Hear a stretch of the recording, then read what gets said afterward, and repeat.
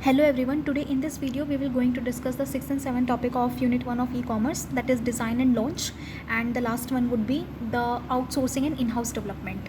So design and launch of e-commerce website decision regarding selection of hardware and software. But when we are talking about the launch of e-commerce website are basically the online websites of each business. So it's not only that you have to just focus on the software and hardware, you also have to focus on the payment mechanism, which is very crucial and vital point here, right? So delivery, payment method, so all are things which you kept on mind before launching your website, right. So the first one is the payment. जब आप payment करते हो तो company क्या है, आपको बहुत सारे मेथड प्रोवाइड करती है, क्रेडिट कार्ड के जरिए, डेबिट कार्ड के जरिए, UPI और कैश ऑन डिलीवरी. टाइम की आपका जो ऑर्डर है वो 24 आवर्स में जो है आप तक पहुंच जाएगा. कोस्ट की आपकी वेबसाइट पे सारी इन्फॉर्मेशन अवेलेबल होगी कि जो आपको कॉस्ट पे करनी है उसके अंदर आपके शिपिंग चार्जेस इंक्लूडेड हैं या नहीं हैं, राइट, या फिर फ्री ऑफ कॉस्ट है. इंटीग्रेशन मतलब कि जो एक स्मूथली पेमेंट हो जाए, तो उसके लिए आपको बहुत सारे ऑप्शंस अवेलेबल होते हैं क्रेडिट एंड डेबिट कार्ड की. स्केलेबिलिटी की जो आपका ऑर्डर है वो आपको विद इन इंडिया ही मिलेगा या आउटसाइड इंडिया मिलेगा, या जो आपका ऑर्डर है वो बाहर से भी आ जाएगा. तो कस्टमाइजेशन, ईज कस्टमाइजेशन का मतलब कि कस्टमर की जो यहाँ डिमांड है उसका ख्याल रखा जाता है या नहीं, तो हम जो डिमांड करते हैं वो हमारे अकॉर्डिंग मिलता है या नहीं. तो एक वो चीज़ जो है फर्म के ऊपर प्रेशर पुट करती है, तो उस चीज़ का भी ख्याल रखा जाता है कि वेबसाइट पे वो सारे ऑप्शंस अवेलेबल हो, जिससे कि कस्टमर को ये लगे कि हाँ उसके पास भी एक राइट है कि वो अपने मर्ज़ी से अपने फेवरेट प्रोडक्ट को चूज़ कर सकता है और उसका ऑर्डर दे सकता है. चैलेंजेस, देखो हर एक कस्टमर के और हर एक बिज़नेस का दोनों का ही चैलेंज होता है. कस्टमर का चैलेंज ये होता है कि उसके पास जो प्रोडक्ट है वो अच्छी क्वालिटी का आएगा या नहीं आएगा. बिज़नेस के पास ये चैलेंज होता है कि उसके पास जो पेमेंट गई है वो जाएगी नहीं जाएगी, बीच में रुक गई तो क्या. तो देयर आर वेरी चैलेंजेस की सबको इस चीज़ का जो है ध्यान रखना पड़ता है. थोड़ा रिस्क होता ही है, but still deal and you company make no warranty for the quality, safety, usability और other aspect of the product and services. Deal and you company है जो कि वारंटी नहीं लेती कि क्या पता उसका जो प्रोडक्ट जो आपके पास डिलीवर हो उसकी क्वालिटी सही ना हो, सेफ्टी सही ना हो. बहुत सारी कंपनी, सबकी पॉलिसीज़ अलग अलग होती हैं. बहुत सारी कंपनीज है जो ये वारंटी भी देती है, गारंटी भी देती है, right. Platform, email and phone support. अगर आपको डील एंड डिलीवरी होता है तो आप जो है ईमेल कर सकते हैं, फ़ोन कर सकते हैं.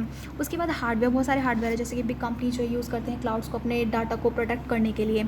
सॉफ्टवेयर तो आप सबको ही पता है कि जैसे अमेज़ॉन है, फ्लिपकार्ट है, जियो मार्ट है, या और सारे जैसे लेंसकार्ट कंपनी है, तो सबके अपने अपने अलग अलग वेबसाइट्स है, सॉफ्टवेयर्स है, जिससे कि किसी को भी कोई भी दिक्कत ना हो, क्योंकि हर एक कंपनी का अपना खुद की अलग वेबसाइट है जिससे कि आपको सारी इन्फॉर्मेशन कलेक्टिवली एक जगह पे प्रोवाइड की जा सके. तो ये सारी चीज़ें ध्यान में रखनी पड़ती है और उसके बाद ही एक ई कॉमर्स वेबसाइट को लॉन्च किया जाता है और उसके अकॉर्डिंग ही डिज़ाइन किया जाता है.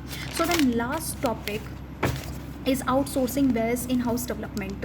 सो वेबसाइट को कैसे मेंटेन किया जाता है. फॉर एग्जांपल अगर वेबसाइट में कोई भी दिक्कत आ जाए, देखो एक होता है आउटसोर्सिंग और एक होता है इन हाउस डेवलपमेंट. जब आउटसोर्सिंग की बात की तो वो बात आती है स्मॉल बिजनेस में. जब स्मॉल बिजनेस होता है तो वो जो वेबसाइट होती है वो एक्सपर्ट्स और प्रोफेशनल ही मेंटेन करते हैं खुद से ही, क्योंकि स्मॉल बिजनेस है, इतना काम नहीं है. तो here website maintain by expert and professionals, all they need money to maintain the website and here business type is small, so this method is good here. But in house development में क्या होता है कि यहाँ पे business बहुत ज़्यादा बड़े होते हैं, इसलिए जो एक्सपर्ट्स और प्रोफेशनल्स जो होते हैं जो अपना खुद का बिजनेस ही कर रहे हैं, तो वो अपनी वेबसाइट को खुद से नहीं संभाल सकते क्योंकि डाटा बहुत ज़्यादा है. तो इसलिए वो एक आउटसोर्सिंग कंपनी बाहर से नियुक्त करते हैं जो कि वो संभालती है.